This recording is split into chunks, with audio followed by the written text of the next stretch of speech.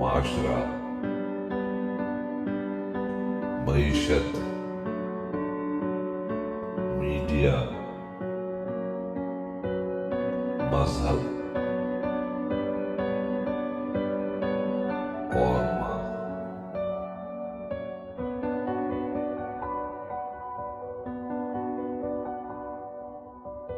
السلام علیکم۔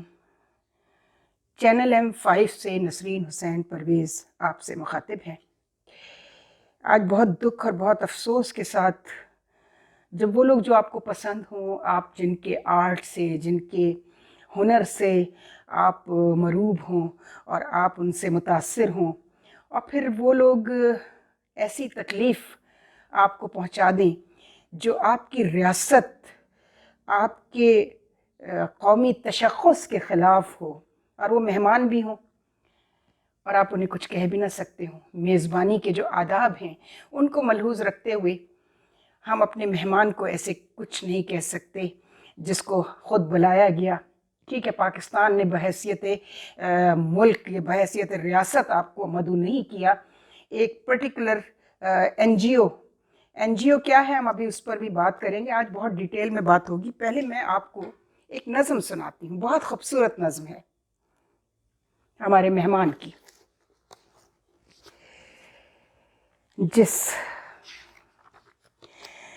جی لکھتے ہیں، بہت اچھے رائٹر ہیں، بہت بڑی آرٹسٹ کے شوہر ہیں۔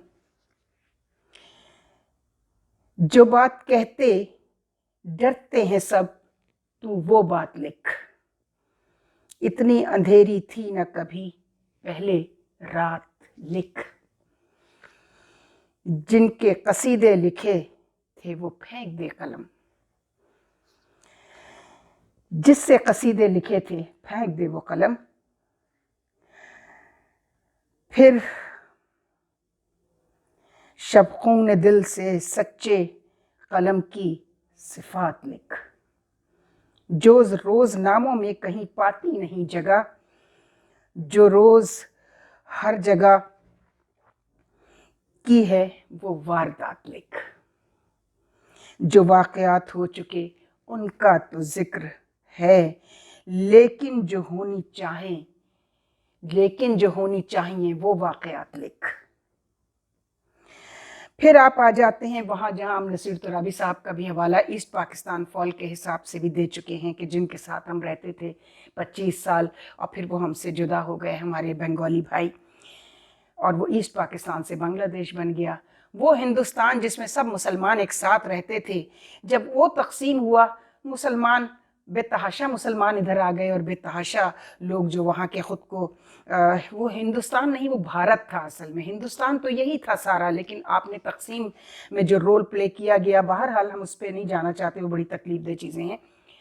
لیکن وہاں جو مسلمان رہ گئے انہوں نے اپنی شناخت کو برقرار رکھا، اور بے تحاشا صلاحیتیں جو تھیں ان کی، جس میں سب سے بڑا نام جناب دلیپ کمار صاحب کا، یوسف خان کا، پھر ترقی پسند تحریک کے وہ لوگ شاعر، ادیب، افسانہ نگار جنہوں نے بہت کام کیا، ساحر لدھیانوی، شکیل بدایونی اور نوشاد، اور گانے والوں میں بے تحاشا خوبصورت آوازیں، مبارک بیگم اختر، مسلمان اداکار شاہ رخ خان وغیرہ تو ابھی کی ہے، لیکن یوسف خان کے بعد بھی جو امجد خان اور قادر خان اور سریا، کیسے بھول جائیں۔ لیکن کسی نے ایسا کام نہیں کیا تھا جو آپ نے کیا ہے۔ جاوید اختر صاحب، ایک اور نظم آپ کی سنا رہی ہوں، چونکہ ایک ایسا شاعر اور ایک ایسا لکھاری وہ کہے اور وہ کرے جو میزبانی اور مہمان نوازی کے بھی آداب کے خلاف ہے۔ آپ نے کہا کہ بڑی رونق تھی اس گھر میں، یہ گھر ایسا نہیں تھا، گلے شکوے بھی رہتے تھے مگر ایسا نہیں تھا۔ یہی بات، یہ زمین ویسے تو نصیر ترابی صاحب کی تھی، انہوں نے لکھا تھا بچھڑنے والے میں سب کچھ تھا، تغافل تھا۔ ہم بہت دفعہ اس پر بات کر چکے ہیں، ہم ٹی وی کی سیریل ہم سفر۔ بچھڑنے والے میں سب کچھ تھا، بے وفائی نہ تھی۔ آپ نے لکھا اسی زمین میں، بڑی رونق تھی اس گھر میں، یہ گھر ایسا نہیں تھا، گلے شکوے بھی رہتے تھے مگر ایسا نہیں تھا، جہاں کچھ شیریں باتیں تھیں وہیں کچھ تلخ باتیں بھی، مگر ان تلخ باتوں کا اثر ایسا نہیں تھا۔ انہی شاخوں پر گل تھے، برگ تھے، کلیاں تھیں، غنچے تھے، یہ موسم جب نہ ایسا تھا، شجر ایسا نہ تھا۔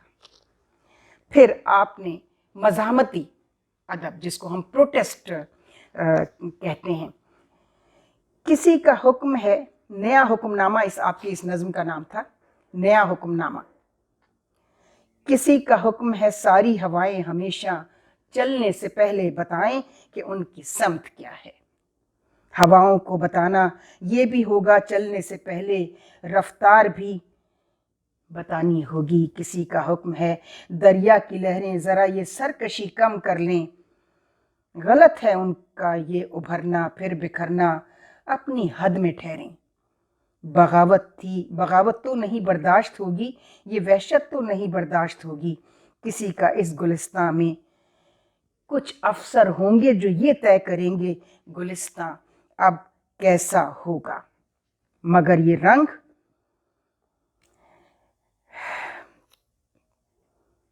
میں کیا کہوں، بڑی تکلیف دہ چیزیں ہیں جو آپ نے نئے حکم نامے کے حساب سے لکھی۔ یقیناً ہندوستان کی بیوروکریسی بھی تو وہی ہے نا جو انگریز کی بنائی ہوئی تھی، انگریز کے پیرامیٹرز تھے، انہی پر چلتے تھے وہ بھی، جس میں پاکستان میں بھی اسی پر چلتے ہیں، مگر ایک چھوٹا سا ایک فرق آیا ہے کہ آپ کے یہاں ڈیموکریسی مضبوط رہی، چونکہ اس بر صغیر کو تقسیم کرنے والے جو فنکار تھے ان گوروں نے آپ کے لیے کوئی اور سسٹم بنایا تھا، ہمارے لیے کچھ اور بنایا تھا۔ ہماری بدقسمتی ہے کہ ہم اس سسٹم پر چل پڑے اور اپنا ہی نقصان کر بیٹھے، لیکن اس کا یہ مطلب نہیں ہے کہ آپ بھی طعنہ زن ہوں اور ہمارے ہی ملک میں آ کر آپ اس طرح کی گفتگو کریں جس سے پورے پاکستان کی دل آزاری ہو۔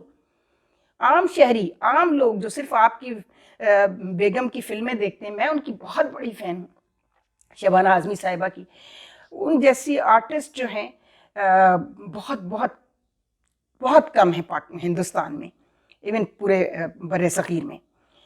ان کے والد ترقی پسند تحریکی کیفی اعظمی صاحب بہت زبردست شاعر، لیکن یہ آپ کو کیا ہوا؟ مجھے راز تو سمجھ میں آ گیا ہے، چونکہ جو آپ کی میزبان تھی نا خاتون، جن کا نام ہے منزہ ہاشمی، شرم آتی ہے کہتے ہوئے کہ یہ فیض کی بیٹیاں ہیں جو میلے ٹھیلے کر کے صرف باپ کو کیش کر رہی ہیں، باپ کی لاش کو کیش کر رہی ہیں۔ جو ہمارے یہاں جینوئن شاعر تھے جنہوں نے انسانوں کے دکھ لکھے ہیں ہندوستان میں، پورے ہندوستان میں، ان میں سب سے بڑے شاعر جو میں جس کو سمجھتی ہوں وہ حبیب جالب ہیں۔ ساحر لدھیانوی بھی ہیں، بہت لوگ ہیں ہندوستان میں، وہ آئے تھے، ساحر بھی یہاں آئے تھے پاکستان، پھر چلے گئے، لیکن حبیب جالب نے، یہاں سے سینکڑوں لوگ جاتے ہیں ہندوستان، آپ کی عالمی ادبی کانفرنس ہوتی ہے دلی میں ہر سال، ایک معرفت کی شاعری کے حوالے سے مجھے کوئی اس میں آر نہیں ہے کہنے میں کہ آج ہم معرفت کی شاعری کے حوالے سے عہد افتخار میں زندہ ہیں۔ افتخار عارف جو اس زمین پر پیدا ہوئے، پلے بڑھے، وہاں تعلیم حاصل کی، انہوں نے یہاں آ کر کبھی ہندوستان کے خلاف بات نہیں کی، اور جب وہاں گئے تو کبھی پاکستان کے خلاف کچھ نہیں کہا، چونکہ اس مٹی سے بھی محبت کرتے تھے جہاں ان کے والدین ان کو ایک ایسے راستہ دکھا کر خود چلے گئے، لیکن وہ اس مٹی کا بھی احسان مانتے ہیں جہاں ان کی پرورش ہوئی، جہاں تعلیم حاصل کی۔ اور پاکستان کہ تو وہ اتنے احسان مند ہیں کہ انہوں نے پاکستان کے خلاف کبھی ہندوستان جا کر کوئی بات نہیں کی، اور نہ ہی ہندوستان جا کر ہندوستان کے خلاف کوئی بات کی۔ آپ نے کیا کیا؟ یہ جاوید اختر صاحب، آپ خود سوچئے کہ آپ کو یہ کرنا چاہیے تھا۔ ہم جانتے ہیں ہندوستان کے مسلمانوں میں ابھی بھی سب سے زیادہ عیش و آرام تو آپ ہی لوگوں کو حاصل ہیں جو آرٹ، لٹریچر اور کلچر سے جڑ گئے، ان کے پاس ایک بڑا اچھا جو ہے، لوگ کہتے ہیں بہانہ، میں کہتی ہوں نہیں، بہانہ نہیں، ان کو اللہ کا شکر ادا کرنا چاہیے کہ انہیں اپنے ہنر کی آزمائش کا وہاں موقع دیا گیا، چونکہ وہ سیکولر اسٹیٹ کہلاتی تھی، لیکن کیا آج بھی وہ سیکولر اسٹیٹ ہے؟ اگر وہ سیکولر اسٹیٹ ہوتی تو خود آپ کا مزاحمتی ادب کا جو حصہ ہے، مزاحمتی شاعری ہے آپ کی، وہ کبھی سامنے نہ آتی۔ تو اب اسی پروگرام کے دوسرے حصے میں ہم یہ بتائیں گے، اور اپنے جو ہمارے اکابرین ہیں، جو ہمارے ملک چلانے والے لوگ ہیں، اس میں ہماری حکومت پاکستان اور اس کے بعد وہ ریاستی ادارے جن کو بہت بدنام کیا جاتا ہے. آپ کے ملک کی ایک ایجنسی را یہاں پاک فوج کو بدنام کرنے کے لیے اس نے یہاں سے یہ منیزہ ہاشمی جیسے ہی لوگ تو ہائر کیے ہوئے ہیں. یہی تو وہ لوگ ہیں جو اپنے ملک کی عزت بیچتے ہیں باہر جا کر. تو ان کا بھی کچھ علاج ہونا چاہیے. اب اس پروگرام کے اگلے حصے میں ہم بتاتے ہیں کہ ہو سکتا ہے کہ آپ کے ذہن میں ایسا کچھ نہ ہو اور آپ کو اس پر اکسایا گیا ہو منیزہ ہاشمی اور عدیم ہاشمی اس کا بیٹا جو ہے ان جیسے لوگوں کی طرف سے، یا اور کچھ ان کا جو پورا یہ تو مافیا ہے نا، پاکستان آرٹس کونسل، پاکستان الحمرہ، یہ پورا میں بتا رہی ہوں کراچی سے چل کے جب سے احمد شاہ اور انور مقصود فیملی یہاں براجمان ہیں، یہ پورا مافیا ہے. اور ہم نے یہی کہا کہ وقت کرتا ہے پرورش برسوں، حادثہ ایک دم نہیں ہوتا. یہ جو کچھ آپ نے کیا ہے یہ حادثہ اچانک سے نہیں ہو گیا. اس کے لیے برسہ برس سے Ahmad Shah and Anwar Maqsood family plus Faiz کی بیٹیاں، بڑی تو نہیں لیکن یہ جو چھوٹی والی ہے منیزہ، اور اس کے پیر کہاں تک پھیلے ہوئے ہیں اور ہاتھ کہاں تک پھیلے ہوئے تھے اور بحیثیت عورت یہ کہاں کہاں پھیلی ہوئی ہیں، وہ اب ہم آپ ضرور اس کا ذکر کریں گے تاکہ ایسے لوگوں کو افسوس یہ کہ جو ان کو لگام ڈال سکتے تھے، ہماری وہی گندی بیوروکریسی جو ہے اس نے ان عورتوں سے ہاتھ ملائے ہوئے تھے، اس طرح کی عورتوں سے، کہ وہ فیض کی بیٹی ہیں. خود اپنا کیا ہنر ہے، فیض کا تو ہنر تھا لیکن فیض نے اپنے آپ کو اس طرح کیش نہیں کیا تھا کبھی بھی. اینی وے ہم اگلے حصے میں بات کریں گے، اسی موضوع کو کنٹینیو کریں گے. خدا حافظ. افسانۂ ہستی ہم اپنے آقا کو سنائے جاتے ہیں.